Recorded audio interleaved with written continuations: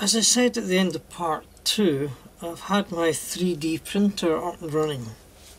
So I'm going to have a look at this little wagon base.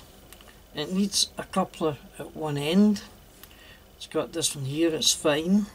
But the coupler is held in with a little pin. Let me get a screwdriver and just zoom in a little. It's held in with a little pin, almost like a kind of rivet has been maybe squashed down. It doesn't come out very easily. So I'm thinking, how can I remove that without damaging the coupler? It also is held in with two pins, which I think will need to be forcibly removed, shall we say. So I'm going to try and grind off the head of this pin to free the pin on the other side. And I've constructed what I think is a pretty good facsimile of the tension hook on my 3D printer, and it's got a loop to connect onto the assembly. So I haven't tried this yet. Here goes. I'm afraid I'm going to use my little grinding tool, so it might be kind of noisy. Do apologise. So here goes.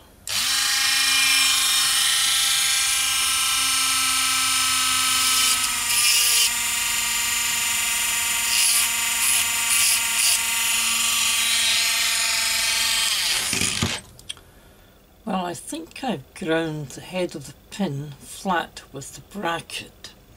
So I'm going to see if I can push it out. Try pushing in from this end. Nothing's happening there. I wonder if the pliers can help twist it.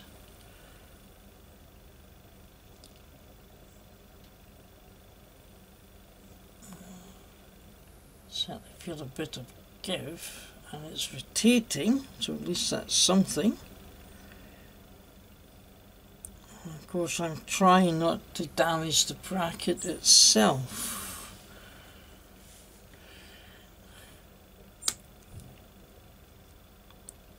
It's not a screw. I would look rather silly if it was a screw, wouldn't it? No, definitely a pin. So nearly there, I think. Right, I'm going to try and lever it out, and I'll let you see what happens next.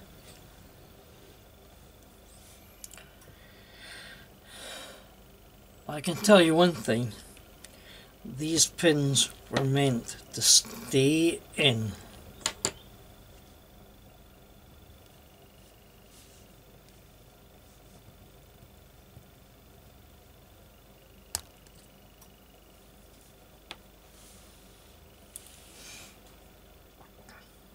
Well, that was a struggle. Good grief. That little thing there caused so much trouble. Anyway, now for the good bit. Can I fit this back on? Right, so this should hook in there and should sit in there. And looking at this, my first attempt, I have made this arm far too long, so back to drawing board, back to printer, and take a couple of millimeters off of that. So I went back to 3D printer, I tweaked the length of this shaft, and now I want to see how it fits. Put it in there. And if I just line it up, that lines up just about perfectly with the locating hole. So I'm just going to make this slightly bigger, fit the pin in and see what it does. I've printed off a few of these coupling hooks. Made 2 or 3 attempts. I think I've got this the right size. I've just had to drill out the swivel hole a bit more. This is the original pin, which I had to forcibly remove, and is just not enough purchase on it to help me fit it back in. I 3D printed some other coupling pins, but whether it's just 3D printing or my printer, getting the accuracy right is not easy, and that doesn't fit very well over there, and they're very fragile if you try and cut them down. So I've come up with another idea. Hornby, double O gauge track pins. By slightly milling out the hole, the track pin fits nicely into the coupling hook. Whoa! Too nicely maybe. And this will then fit through the frame. My idea is I'll slide this in there, put this into the socket, and then glue the other end, which is this face here, so that the pin will be free to swivel on the track pin. I'm going to have to cut down the length of this track pin to allow it to move into this small aperture. That's the pin into the coupling hook.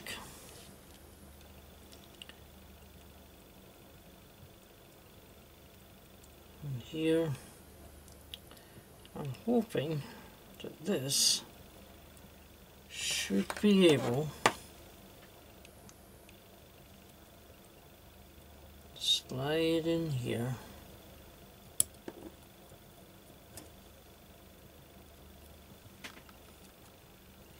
There's not a lot of room to maneuver.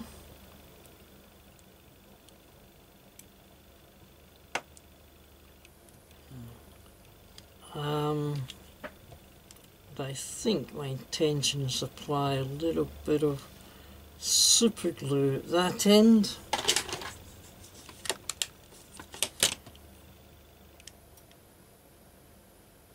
don't want the glue on both sides of the bracket. I have no idea if this will work, but I have to give it a try. So I'm just going to leave that wedged in there.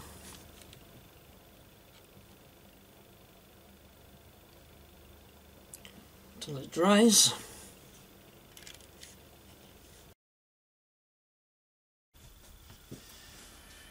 My shell tanker just basically sat on the base, and the base would be clipped into the underframe, but of course the canister would still be free to come off. Now I could just simply glue that on and leave it like this. However, I decided to have a go at printing some side brackets which will hold the tanker on, and I think they look rather swish. So this is what I've done. Slips on that side, slips on the other side. This fits onto the centre support, and those click in there, and I intend to glue these at each side.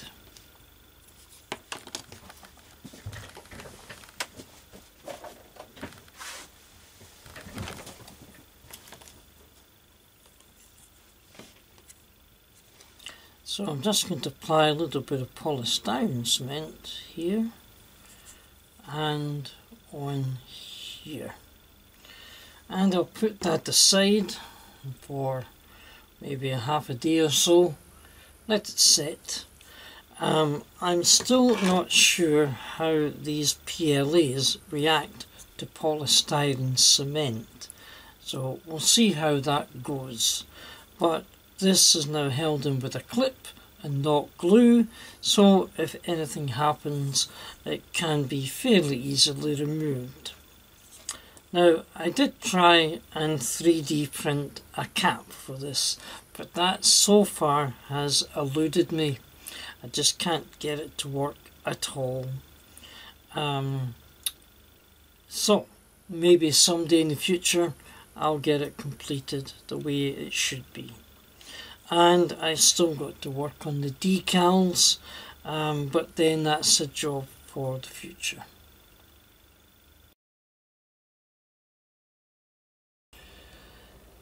I anticipated I was going to have problems removing these broken couplers, as I did with the wagon.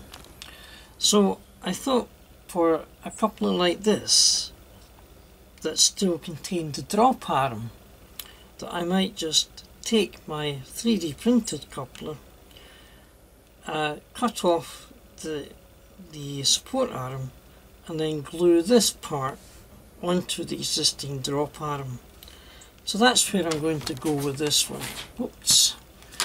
To see if that works, because I certainly don't intend to try and remove this coupler in the same way as I did with the wagon. So this is my plan. I'm going to cut the coupler there.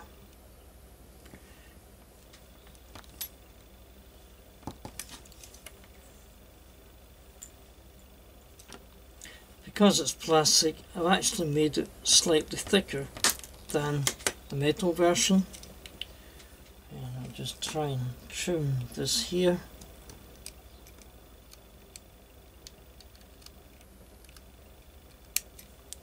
And the intention is to put that in there like so.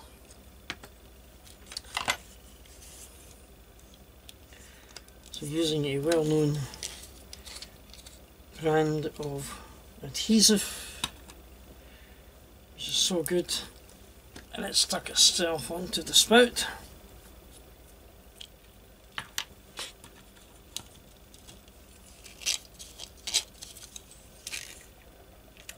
Being careful not to get it on my fingers, and just applying just a tad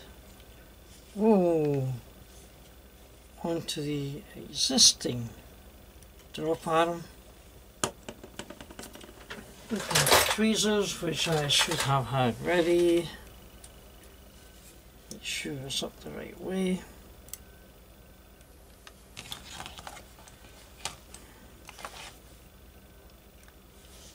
Bring it into line. Come on, in you go. Oops. And closing them together. And get a few seconds grace before the glue cuts.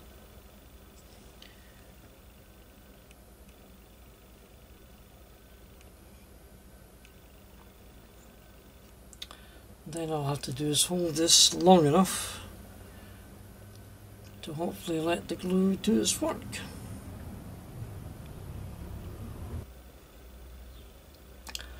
Right, I'm going to fit a wee clamp and leave that aside to see if it will set. I found this on eBay. It's one end of the T90, but the coupler is complete, so it's held on by these pins.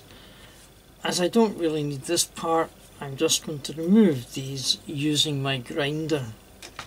So, grinder here, very narrow tool. So again, it will be noisy.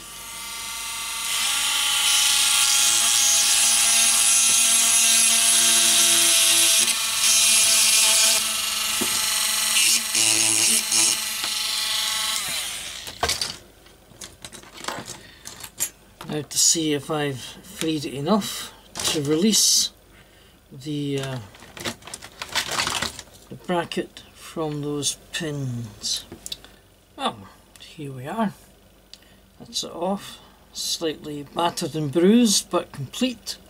So that's a spare coupler assembly for one of my locos or rolling stocks. This is the second Jinty I bought, and this coupler here has the hook and the fixing hinge missing.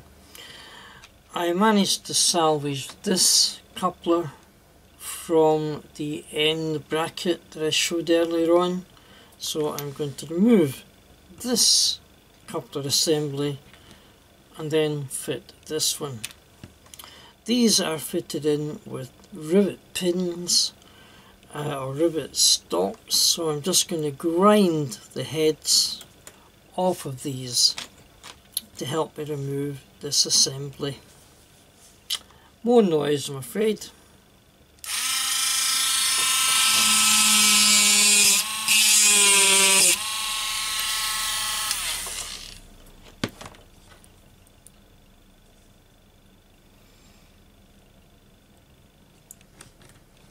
I don't have to worry about destroying this particular coupler because I think that I won't be able to use it anyway.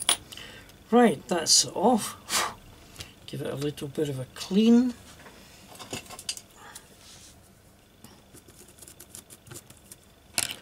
And now I'm going to attempt to fit this coupler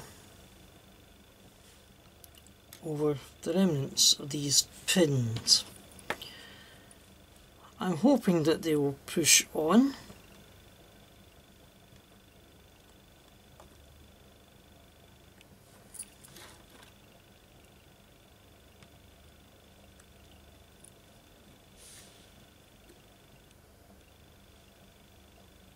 I'll try a bigger screwdriver, methinks.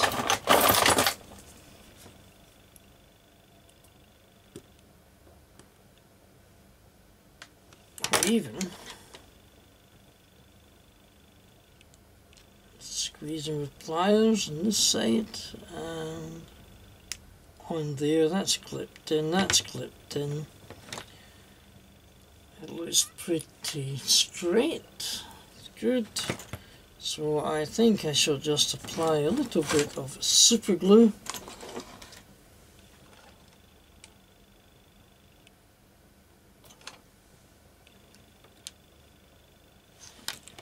There's no way I'm going to get any kind of welding done in there, and I'll leave that to set for a day or so. As I was further testing the track, I have now come across another problem. To begin with, I've only got two sets of points. One's a right-handed, one's a left-handed. So that's going to limit any choice of layout. This one here kind of works. This one I couldn't get to work. And then I examined it closely. Let me show you the one that kind of works. The point polarity, voltage polarity change is through this lever here, manually operated, swivels a centre bar. The contact switch from one rail to the other. Sorry, I did that wrong, didn't I? Let me try again. Contact switch from one rail when it's straight through to the other when it's turning through. There's a little copper plate that connects these two points, what we would call a frog. This is one I just couldn't get to work, so when I looked at this, there's a little gap in here where that copper connecting plate is, and I've had a look here and in here to see if there's some way of removing these, but I think this has been broken off. So I'm afraid the only thing this is good for is display. I don't think it works in either direction. So that means I'm now down to only one kind of working point. The contact coming along when I connect the rail up to here is very poor through this rail joiner, or it might even be this side here. I can eventually get the locomotive to cross the track, to cross a point in both directions, but it's intermittent and it's not very stable, shall we say.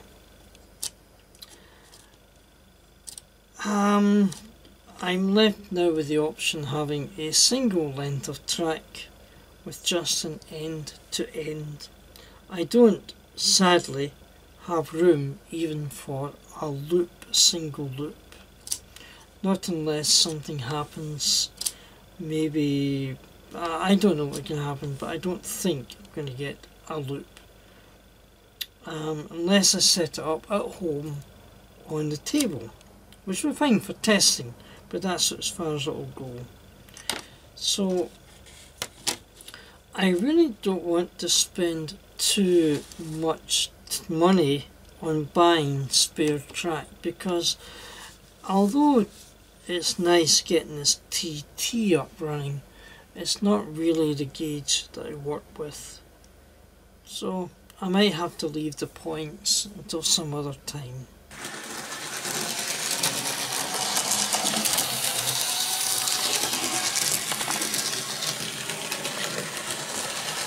Well, I did struggle with this track and I've had to nurse it all the way along, cleaning it regularly, checking the connections, checking the points, but eventually I've got myself a loop of track. And there's a little Jinty, the T90 with a replacement base, 3D printed, and I think a new hook at the rear end.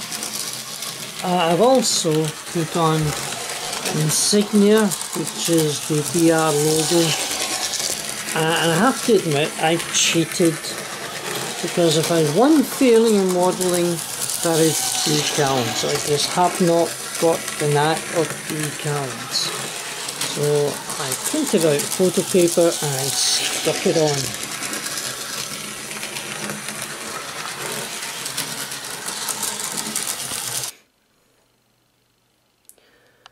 I've hooked the Jinty up to one of the LMS coaches, and as you can see, it seems to run along very nicely. So I'm just going to build up the train and see how far I can get before something goes wrong.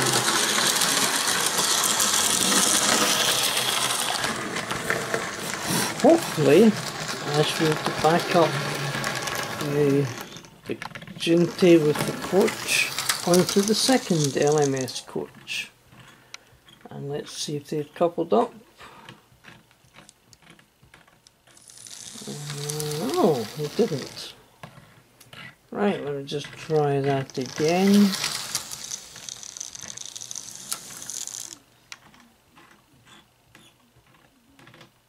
And away to go this time.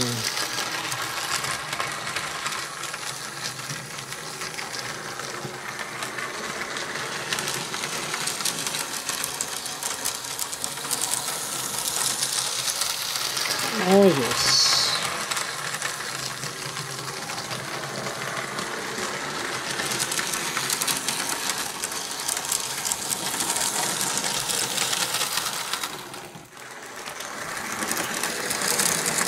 This locomotive was the first one I got, along with all the rest of the set. But what about the other Jinty? Well, I've been working on that one as well.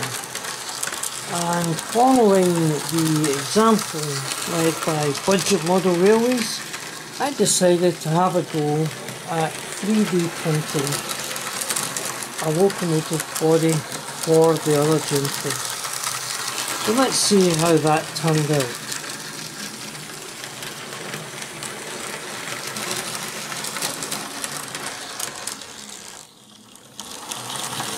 First of all, that's the second Jinty running away quite nicely. I had to fit another 3D printed base plate because the original, although complete, was badly cracked and just didn't stand up to any treatment. So then, as I said, I had a go at 3D printing.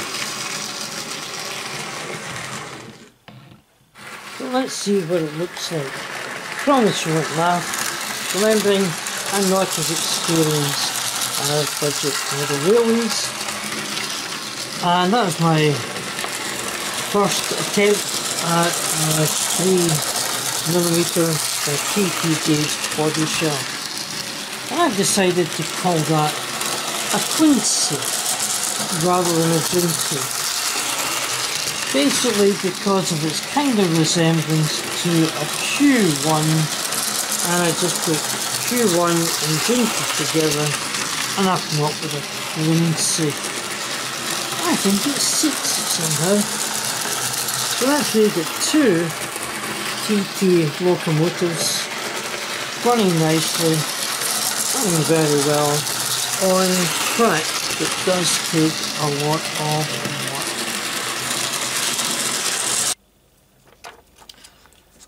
Quite a long time ago I made a video showing how I made a front cover for a Graham Parish locomotive box, and I used this. This came from a greetings card and it's quite stiff cellophane, and to me that would be absolutely perfect for making a new window strip for these coaches. So let's have a wee look and see how that works. Let's take out the original strip, the coaches to one side, and I actually find that the new strip is just too long. I can't see that in my mat, can't you? Alright, I don't know how I could do this. You just have to trust me that I'm not cutting any out. You can see a reflection, that shows I'm doing something. So let me take my craft knife here, and I'm just going to make a little, I'm going to line this up on the grid so I can keep a nice straight edge, hopefully. The corners are not at right angles, so I have to be careful with that. But that there's a nice straight edge. So I will line it up on this one, and along this side here, line up the original, and that comes to there. Good. Now I line that up.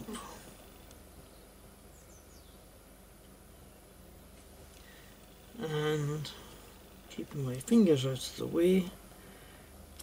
Oops. I'm going to try and just draw my knife along this yellow line. Keeping it there. And might be better with scissors.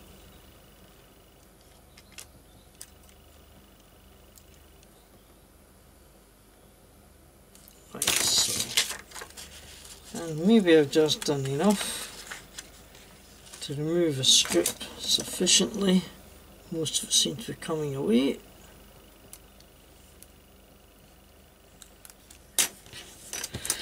And now I have slightly too wide on that side, but it might be fine. That fits in good. So now I have to fit 3 strips, cut 3 strips, the same as my original.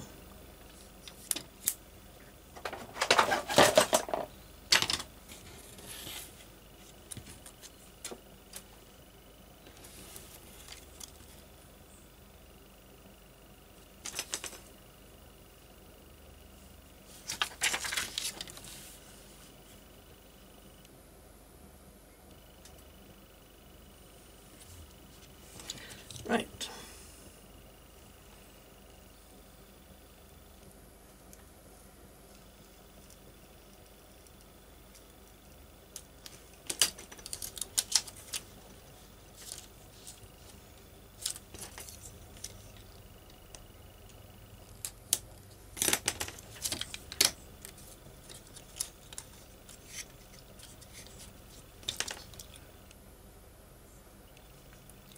Good.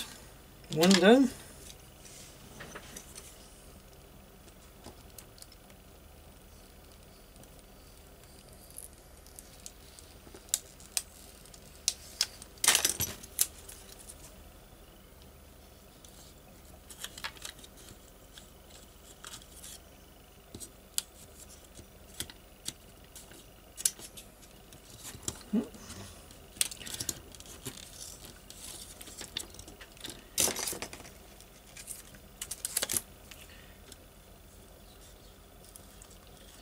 There are pins inside the coach to hold them in place. So that's a coach completed. So one more, complete this coach.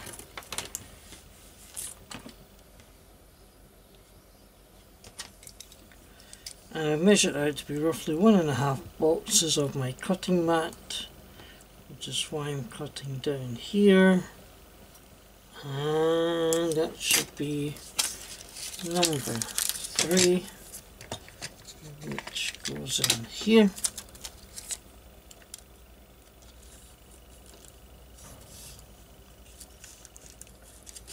And the original, this one, back into here. Lovely. Then when the roof gets fitted on, you can see the window effect. It's a bit out there. Let me just check that. Drop and do. That's okay. Just hadn't been seated in properly. And there we go. Nice windowed coaches on both sides. And they'll sit in eventually. Similarly for this coach here.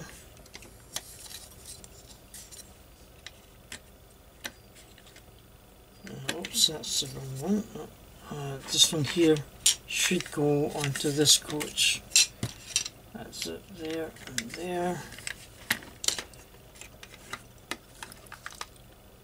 So that's another job done. And with these coaches I still have these couplers to fit. So this one has a missing coupler altogether, but I do have, if I can rummage in my box, a complete assembly which I'll see if I can fit on to the end. So the pins are available. So where is that? I had it there. Right, so I'm wondering if I could fit this into here with the simple expedient, hopefully, of pressing the coupler onto the pins.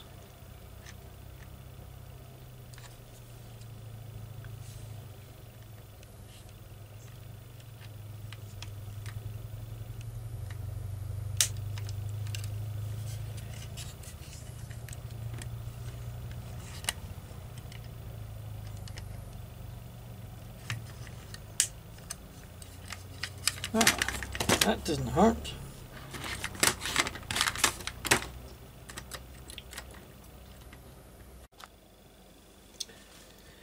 Now to see if they work, I've got the two coaches lined up on the track and the couple running nicely together, backwards and forwards. Now let's see what happens if we try and uncouple them. Lovely. Lovely. Let's move on. You may recall that this end plate of the coach is split and this one is okay. I think just purely for the fact that I don't have a lot of these and I don't know what to do with them, I'm just going to simply glue these two parts together very carefully so that it won't be too difficult to unglue them. I still have the coupler at this end of this coach to do, and this time I'm going to have to remove this pin as I did with the wagon. Right, I really need to put this to bed. I spent an awful lot of time on this, thoroughly enjoyed it, but I need to move on to other things. So while I'm just panning across, let me just try and remind you what I've been doing. I got this set by accident because first of all I saw this little engine on eBay. Said it was a Jinty by Triang. I thought it was an R52. Turned out to be 3mm gauge TT, and with it came these coaches, a whole bunch of track. I think there's 31 pieces altogether, and some of these little wagons. The shell wagon, of course, I made the frame for. The little fruit van or whatever, I replaced the undercarriage because of the couplers, and this one here is just waiting for something else to get done to it. This I call my Quincy, was a body I made to cover another locomotive which I got just shortly afterwards, and as we probably know, it runs pretty well. Let's see if I can get it going. Turn this away the wrong way. So there we go. So that runs okay. My Jinty, and it runs okay as well. Whoops, whoa! Going off the end of the track there. So I'm quite pleased to get both of these working, because both of these locomotives have replacement base plates which I was able to 3D print. So with that in mind, thank you for watching. I don't really know if I'll do any more to this. Couple of disappointments. These points I just cannot get to work at all. Tried them in there, just can't get them to work. I might get the replacement. Anything else I was disappointed with? I've still got one or two couplers to fit on one of the coaches, and I think on one of the wagons.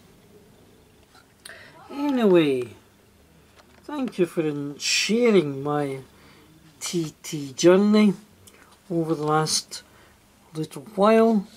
I've never made a trilogy before, so I don't know if I want to do another one, to be honest, but I just get so caught up with these little locomotives. They're so beautiful when they're running, noisy because of their age, but I think a tribute to British engineering of the 50s and 60s. Will we still be running Bachmans and Helgens in 60, 70 years time? Well, we'll have to find out. So meantime, people, thank you again for watching. Thank you to all those who are subscribing and liking. I'll have to do a special program. Meantime, take care of yourself, look after each other, keep safe distancing, and keep watching YouTube. Thank you all from Sort6233. Bye. See you later.